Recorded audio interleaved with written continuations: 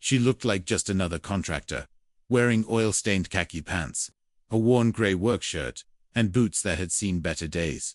Her brown hair was tied back.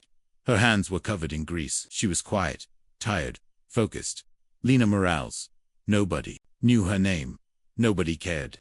To them, she was just a civilian worker, someone who checked water systems in the cafeteria and fixed broken pipes. Nothing special. Nothing to salute. That morning, her old van had broken down near the entrance of Val Ridge Air Force Base. The gate guard knew her. She'd been working quietly around the base for 3 years, so he waved her through. Push it over to the empty lot near the tech yard. Just don't block any equipment, he said. Lena nodded politely and rolled her van into a corner near the technical zone. Not exactly off limits, but definitely not a place for civilians to hang around. She opened the hood, pulled out her toolbox, and got to work. A few minutes later, a young Air Force engineer walking by smirked. "You sure you should be messing with vehicle systems in here?" He chuckled like she was some lost mom who'd taken a wrong turn. She didn't answer. She just kept working. Then, from the side, a sharp voice broke the silence. A lieutenant. Uniform. Crisp. Tone cold. "This is a restricted area. Who are you? Show me your access card." Lena wiped sweat from her brow, not with a towel, but with her sleeve. And that's when everything stopped. Because as her sleeve rolled up, something appeared on her right forearm. A tattoo, but not just any tattoo. A silver hawk with broken wings, inked with small numbers beneath it. The kind of tattoo only one kind of person would have. A few feet away, Colonel Monroe had been overseeing a drone inspection. He wasn't part of the confrontation. Until he saw that ink, he turned. Slowly, his eyes locked on her arm. His face drained of color. He took one step forward and whispered, "That tattoo. It's real." The lieutenant was confused. "She's a civilian, sir. I was about to call security." Monroe didn't answer. He walked right up to Lena. She stood still. She didn't hide the tattoo. She didn't explain. She didn't say a word. Just looked down, waiting for whatever came next. Monroe's mind was racing. That tattoo, he'd seen it once before. In a classified report, a mission so secret, the files had been redacted beyond recognition. Hawkbreaker Unit 09. A mobile engineering team. Long dead. Officially, killed in action. 2008. No bodies recovered. No survivors. Forgotten. And yet here it was. On a woman fixing a van in his tech yard. He remembered the photo from that report. It haunted him for years. A grainy image of a small figure standing among burning equipment, half hidden by a suit mask. Right arm tattooed with the exact same winged hawk. That woman had saved his unit, had restored critical systems under enemy fire during Operation Cinderline, and then vanished. No name, no medal, no story. And now, here she was. Just fixing her van. Lena was quiet as they told her to leave the area. She packed up her tools, closed the hood, and rolled her van away without complaint. But Colonel Monroe didn't move. He stood frozen, watching the path where she walked. Then he pulled out his phone. "Tactical Data Office. This is Monroe. I need immediate verification. Tattooed broken wing hawk. Code OXB727. Confirm if it matches Unit 09 Hawkbreaker. Operation Cinderline." 10 minutes passed. When the reply came back, it hit like a hammer. Classified. Top secret. All unit members listed KIA. Tattoo bearer. Unknown. By the time Monroe looked up, Lena was gone. Just small tire tracks left on the concrete. He rushed to his car, opened an old folder on his personal laptop. There it was. The photograph from the desert base. The same tattoo. The same small frame. The same silence. No, it can't be. He stared at the image. A woman in a fire-scorched maintenance suit, face hidden behind a mask, holding a wrench like it was a weapon. Standing in front of a navigation console she had rebuilt with nothing but spare parts and hope. She had saved dozens that day, and now she was hiding in plain sight. Colonel Monroe couldn't sleep that night. He kept staring at that old photo on his laptop. The woman from the report, the one who had rebuilt the navigation systems while the base was under attack, was the same woman. He'd just seen wiping grease from her forehead. Her name had never been known. Her actions had been classified. Her survival wasn't even recorded. According to every official record, she was dead. But now, she was alive. And working on his base. He opened a file labeled Operation Cinderline. Final report. The summary was brutal. Hawkbreaker Unit 09. All personnel clear after base overrun. Exception. Unknown female engineer maintained nav systems for 17 days. Final status: missing. Presumed dead. 17 days. She had survived for 17 days, working alone under fire, restoring power, comms, and navigation. No food rations, no medical evac, just determination. The report included a line that made Monroe's hands tremble. Last seen entering a burning communications bunker. No body recovered. That wasn't a technician. That was a ghost, a myth, a hero nobody remembered. Monroe leaned back in his chair and whispered, "I just met the woman who saved us all." He made the call. Bring her back. Not as a contractor. As someone we need to speak with urgently. Hours later, his aide called back. "Sir, we found her," she said. "I knew this day would come. I just hoped it wouldn't." When Lena Morales walked into the temporary command office, she didn't look nervous. She looked calm. Tired, but calm. She sat down. Said nothing at first. Monroe broke the silence.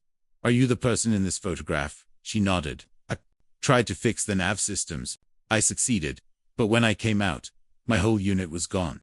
Nobody left." "Why didn't you come back to the military?" he asked. Her answer was quiet. Because there was nothing to return to. She had been listed as Kia, her name removed from records. Her file sealed away under mission failure. Coming back meant questioning the entire story. "I just wanted a quiet life," she said. "No more medals. No more loss. Just to fix things."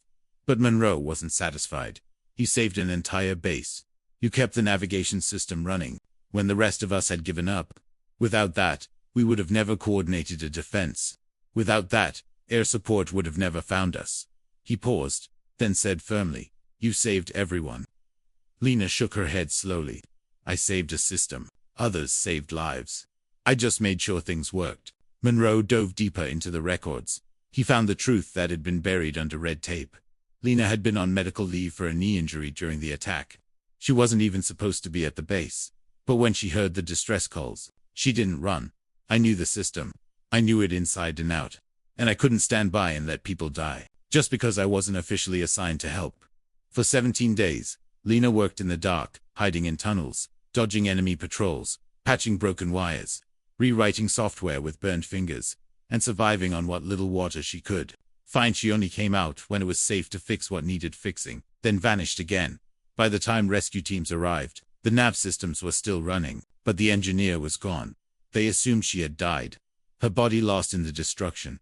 The military rebuilt the base, moved on, and she let them. "I didn't want a ceremony," she said. "I wanted peace." Monroe couldn't believe it. For years, Lena had been working on the very same base, Val Ridge, where the new generation of officers trained. No one had noticed. No one had asked. She had taken the smallest job, the lowest rank, fixing water pipes in silence. But Monroe saw it clearly now. "You've been taking care of us, just like you did back then. Quietly, constantly." He made a decision right there. Lena Morales is officially reinstated.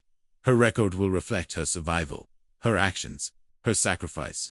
Whether she wants to return to service or not, she will be honored. But what Lena said next silenced the whole room. "I don't want attention. I don't want medals. I don't want to be remembered. I just want to keep fixing things. Just like I did every day I survived at that base." After that meeting, something changed. Not with Lena. She still showed up in that same oil-stained shirt. Still fixed broken machines. Still avoided attention. But the base around her began to shift. Colonel Monroe made sure her name was restored. In the system, she was now officially recognized as the sole survivor of Operation Sin. She wasn't required to serve again. She wasn't pushed into interviews. But she was no longer invisible. Still, Lena surprised everyone. "I don't want ceremonies," she said. "I don't want news crews. I just want to keep fixing what's broken." And that's what she did. She returned to her daily work, checking water valves, rewiring panels, adjusting pressure lines. But the people around her looked at her differently now. Not with fear. Not even with pity. With respect. One day, a young technician on base asked her a simple question. "Ma'am, why did you risk your life for a base you weren't even assigned to?" She smiled gently, then said the words that would echo for years. "Because when people are calling for help, your assignment doesn't matter. Your ability to help does." That quote spread through the engineering units like wildfire. The story began to pass from one young mechanic to another. They started calling it The Lena '09 protocol, a quiet nickname for her emergency repair style. Improvised tools, creative solutions, fixing things others called hopeless. A few weeks later, Valridge Base installed a small wooden nameplate over one of the maintenance hangars. No medals, no lights, just this. Lena Morales. She never abandons machines. She never abandons people. That was enough for her. But Lena's story didn't end there. 3 months later, a major hurricane threatened the Gulf Coast. A nearby civilian hospital was in the storm's direct path. Power was failing. Backup systems were overloaded. 200 patients needed to be evacuated fast. Lena didn't hesitate. She volunteered. She worked for 72 hours straight, keeping backup generators running, fixing circuits in waist-deep water, patching flooded wires while wind howled outside. No one filmed her. No press came. But the hospital staff said later, without her, the evacuation would have failed. Back at Valridge, no one saw her as just a contractor anymore. She trained the younger mechanics, quietly showing them the tricks she'd learned during those 17 impossible days. Within a year, the base had the highest equipment reliability rating in the entire Air Force, not because of new tech, but because of her knowledge. Her survival tactics became standard procedures. She never asked for credit. She never gave lectures. She just handed over the wrench and taught people how to care. New engineers arriving at the base would hear one line whispered through the ranks. If a repair feels impossible, ask Lena. She once kept a navigation system alive while the whole building was on fire. They didn't always know her past. They didn't always know her name, but they knew her impact. Today, across military installations all over the country, repair techniques based on Lena's methods are still being used. In moments when systems are failing, when time is short, when the mission depends on something working. No matter what her legacy lives on, they don't say her name. They don't need to, because her work speaks for itself. Closing voiceover. Strong, slow, deeply emotional. If you've ever walked past someone and thought they were just part of the background, look again. The person fixing the wiring, the woman adjusting the power panel, the one carrying a toolbox with grease on her hands. They might carry a tattoo you'll never recognize. They might hold a story you'll never hear. But they could be the reason you're still here. Not all heroes wear medals. Some just carry a wrench and never stop caring. Comment. She spoke through action. If this story made you look at ordinary people differently, be like Lena. Help others even when no one's watching.